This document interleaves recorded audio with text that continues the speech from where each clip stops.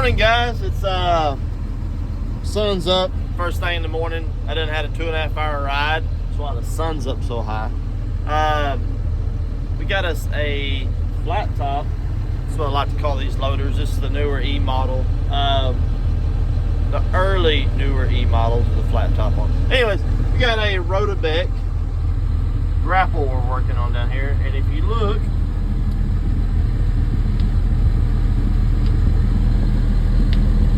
let me back y'all out here a little bit. You can see the grapple is not swinging or turning, but your hoses, they're doing a little dance. So I'm pretty certain let's open that up all the way. I'm pretty certain the motor is shot in it. The one thing that I'm concerned about is how new this grapple is, because there's a newer style, and I think this loader is going to be old enough that it's the old style. But if it ain't, I'm going to pull this cover off here, take a look. But if it's not, that motor is really hard to get. Now the old style, it's held on with 6 Allen bolts. You can get it, you can find it anywhere. But this new style is held on with 4 Allen bolts, and the top of the motor is kind of rounded. Very difficult to locate one. So let's get this cover off. It's all 3/4 bolts. Love these Rotobecs. They're very simple to work on. So let's get that pulled off and we'll take a look. The fear I had is here. As you can see, this is the new style. See, the top's kind of rounded, and we have one large Allen, we have one smaller Allen. So what I'm gonna do, I brought this older style with me. I'm gonna go ahead and open it up and just make sure that it's all different. It'd be awesome if it's the same, but I seriously doubt it. So this is the old style. See how flat the top of this sorry, tongue tied there, top of the motor is. Plus we got one bolt. There's a long one that goes through there, and then there's another long one that goes through there. So we got 6 bolts that hold this thing on. So I think what I'm gonna go ahead and do is I'm gonna go ahead and pull this up out of there and see if I can watch the gear turn, or not turn, from here, just to make 100% sure it ain't nothing in here that's hung up. On this shaft come off the motor over there. It's not supposed to. They went to, on this new style, they went to a sleeve on here and a bushing.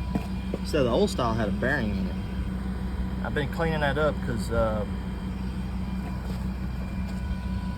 it's basically non-existent. I'll tell you where I'm at. So what had happened here was I got the motor pulled out, and you see the shaft come out with it. The shaft's over here. So it can slide out if you got the gears in there kind of in a slight bind.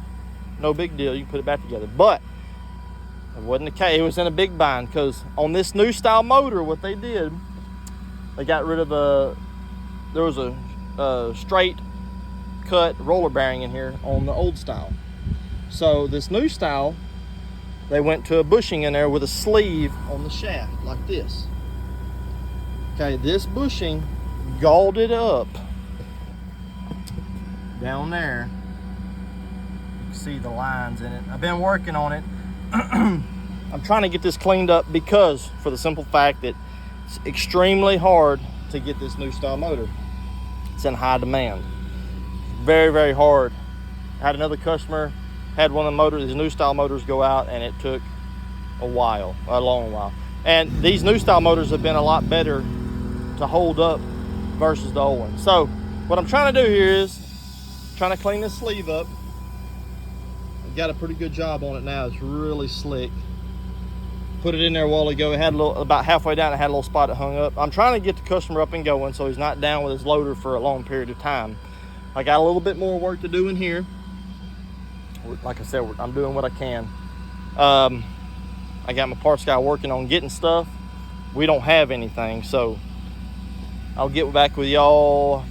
We'll see. I'm grinding a little bit on that shaft, test fitting it, grind a little bit, test fitting it. I'm using a little flapper wheel on my die grinder, just working it in a circle. So I'll get back with y'all shortly.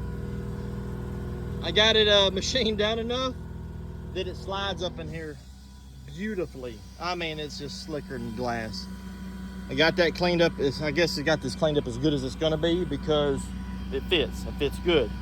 Put the gear in there. I'm able to rotate the grapple smooth. So I popped it back in the motor, and what we're gonna do, I'm gonna lube up the end of this shaft really good. And the customer went down there to the job, get some grease.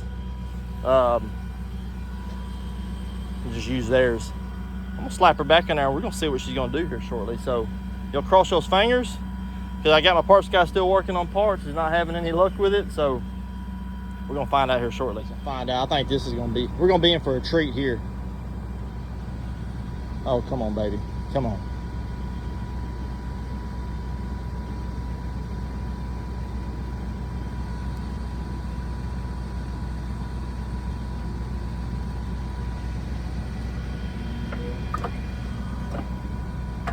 Look at that.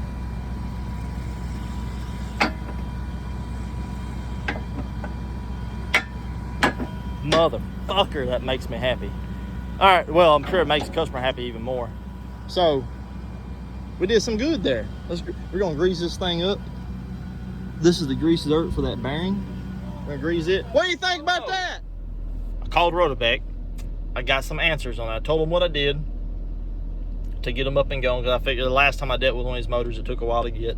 So there's actually a retrofit kit now. This grapple is a 4552 HD.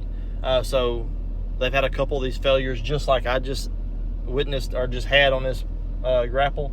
So what they're doing, that sleeve I was showing you on that video, we're taking a sleeve off and we're pushing a bearing down in the housing of the grapple, and then it's setting down in there. So my parts guy is still going to work on getting parts. So at least there's a retrofit kit. There's a fix for it. It sounds like it's going to be a good fix.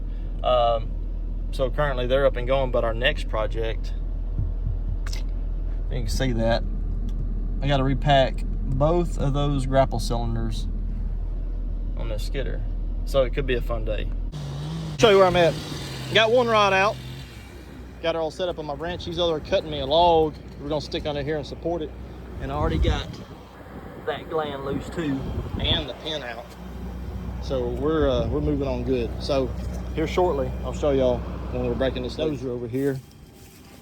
We're gonna see if this blade will raise up high enough to break that loose. If not, I'll have to call the cutter guy up here and use it. Got it pretty good right there.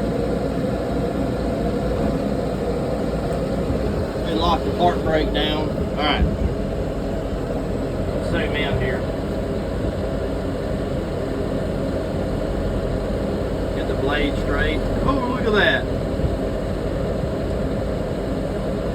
Man, actually, this dozer was even better than I've had before with the cutters. Freaking A, that was like,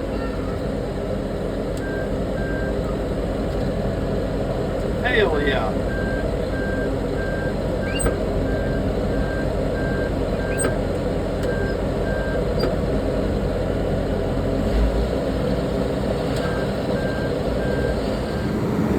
Got Tim, come on up. Come on up with it. Try that. Tim, come in more.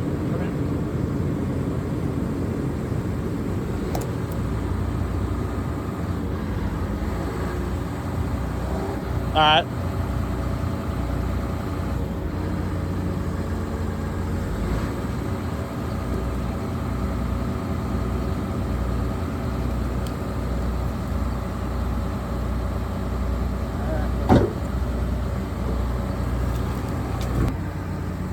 He could probably come down right there. Yeah, that's good.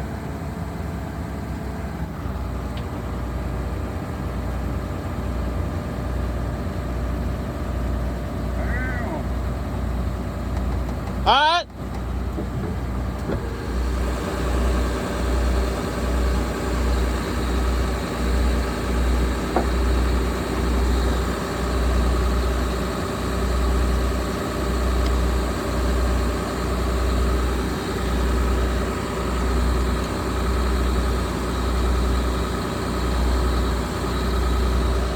See us. Position I fucked up and had the tongs picked up on it. Didn't have no weight on the grapple.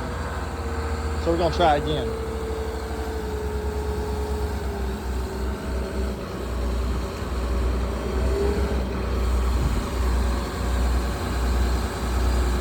Come on, baby.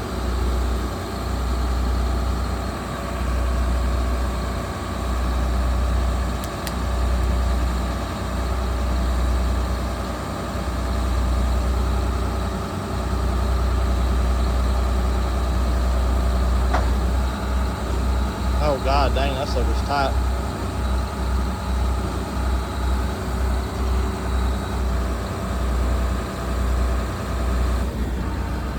Twist it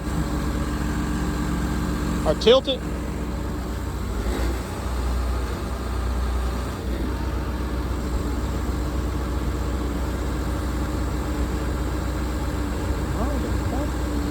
That sucker's tight. Kind of bounce on it.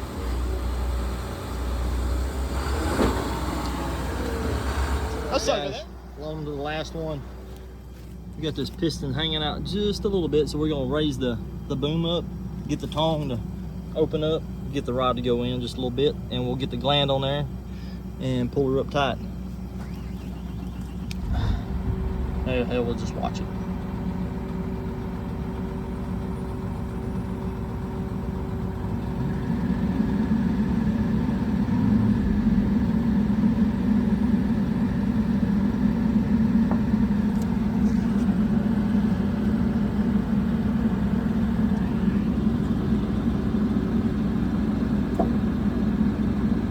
A little bit more. All right. There you go. She's in there. We're gonna get that gland stuck on there. The reason you do that is that gland will pull up and hit that, and you think you got it tight. Then you got a big gap here, and you'll try to pull your nut up against it. It ain't gonna be right. You're gonna leak here. We are done. What are you gonna do now? All right, open it. Just kind of get all the air out of the system. Alright. Just trying to keep from bottoming out the rod either way. Just get all that air out of it before you do.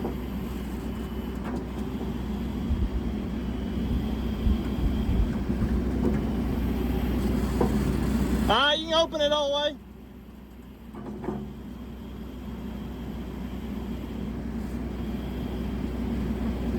Ooh, I need to see how long that took. Hang on. Right now it's 2 hours and 30 minutes, but I had a helper.